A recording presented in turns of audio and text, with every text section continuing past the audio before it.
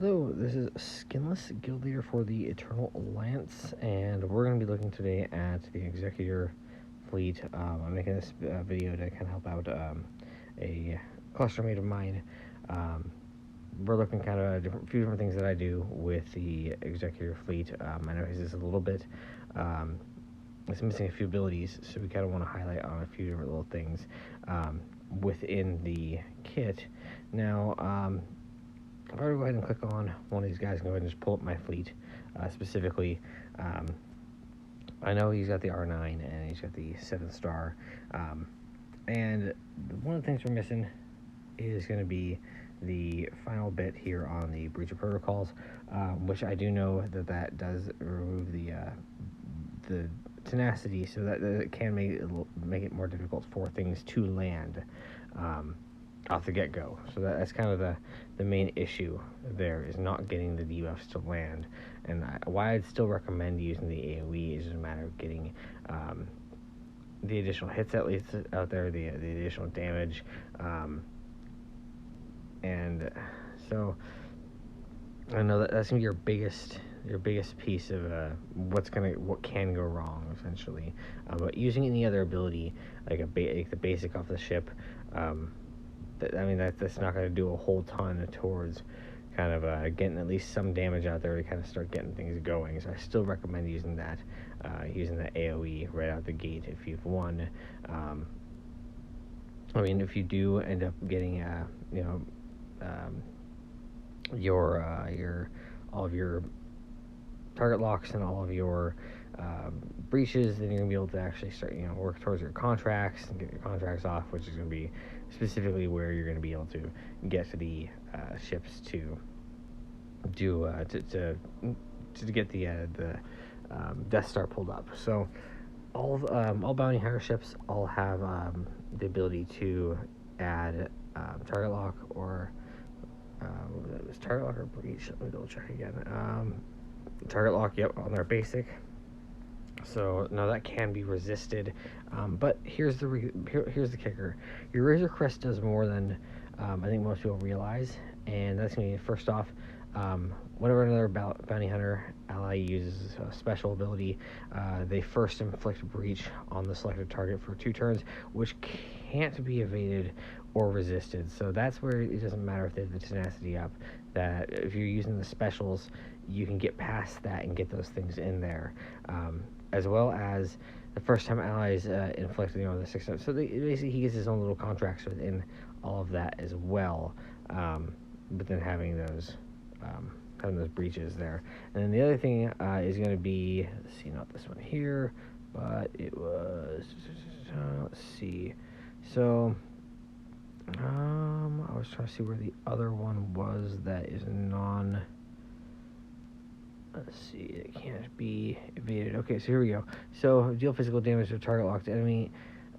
If the enemy is breached, inflict marks for 2 turns, which can't be evaded or resisted. So the big thing is going to be a matter of using your specials and following up with the Razor Crest to get that mark in there, which will then give you your ability to boost your mark on your Razor Crest. So you're really going to have to protect your Razor Crest, and the other Razor Crest has the same exact things going on as far as for how it works. So we're going to want to go ahead and jump in and look at that there.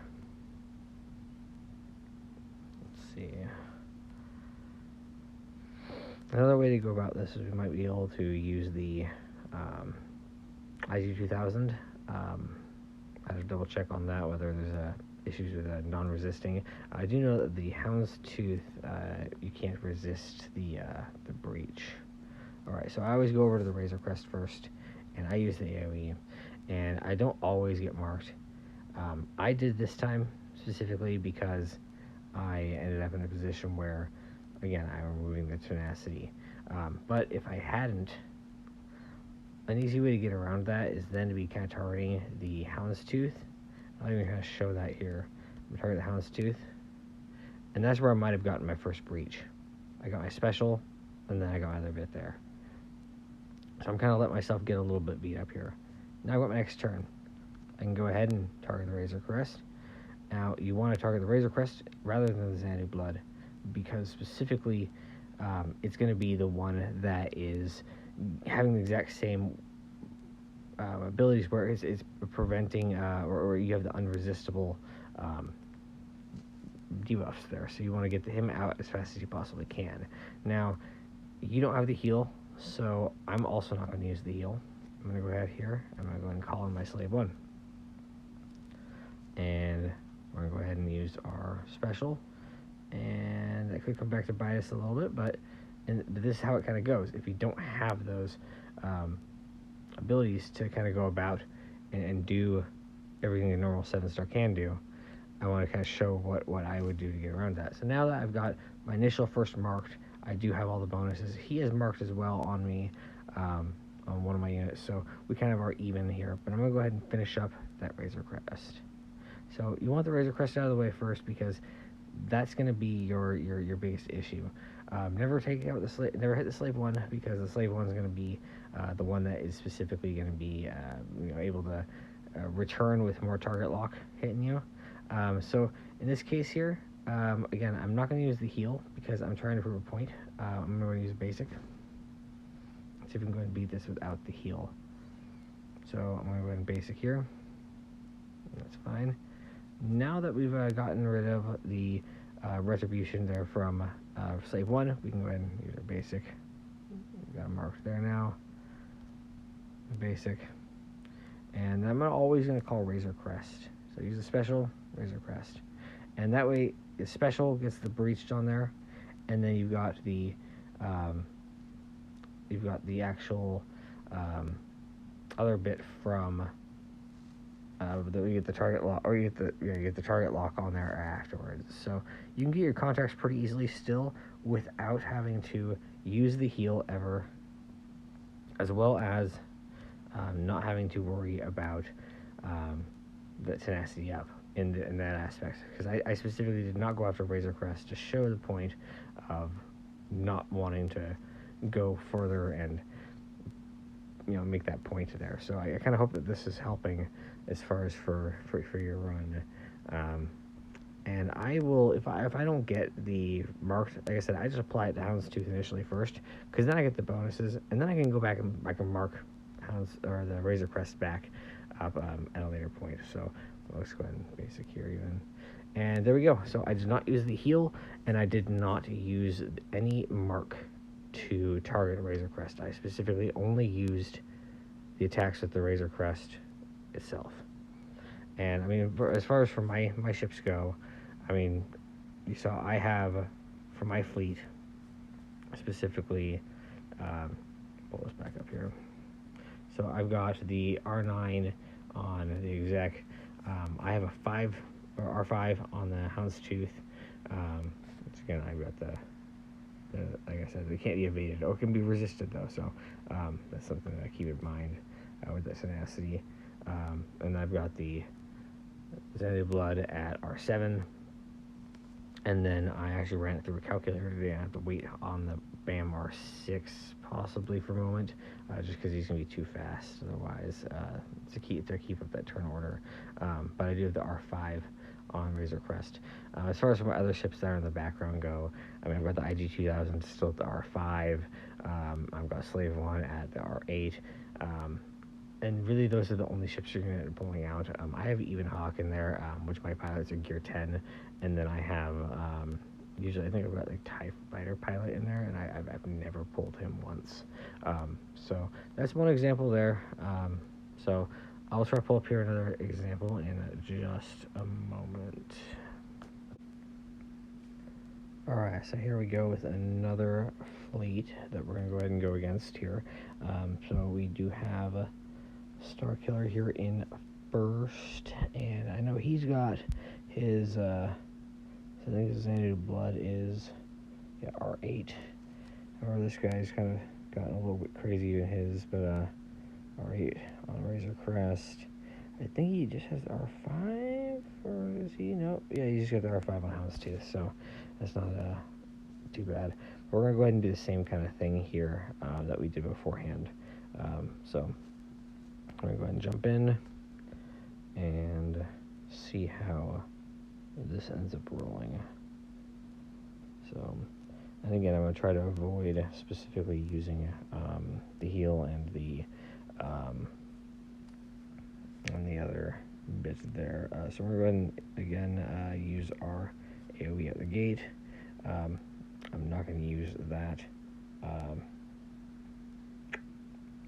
not going to use the mark on him, since that would be kind of against what we were saying.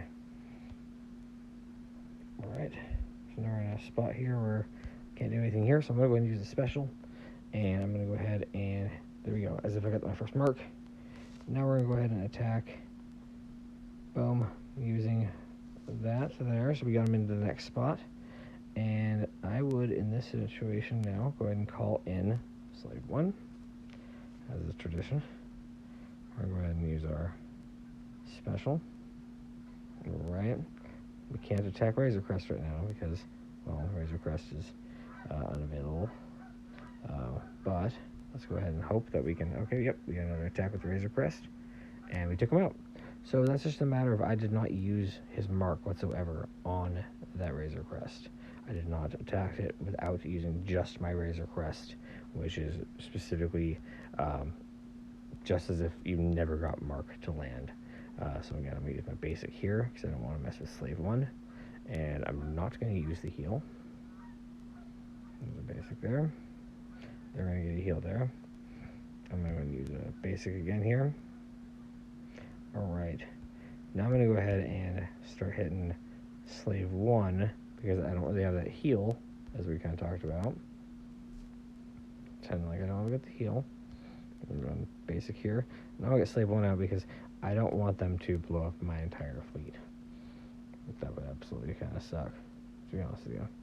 So we're going to go ahead and use our special. Once again, call Razor Crest. Alright. Now I can use my special. There we go. Boom. And again, I have not followed any of the actual marks until now. Yeah, you just use a basic there.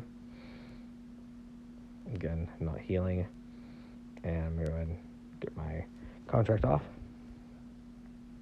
And we're going to go ahead and land another breach. Basic. And now, again, I can go ahead and just like basic if I wanted. I'm going to go ahead and pretend like that still didn't hit, just for shits and giggles.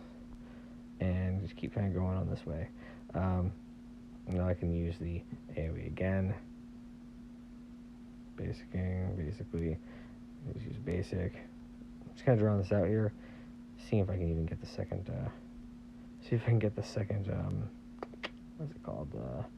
Contract off. Oh no, there's no way. Basic. And we're gonna basic our way out. And there we go.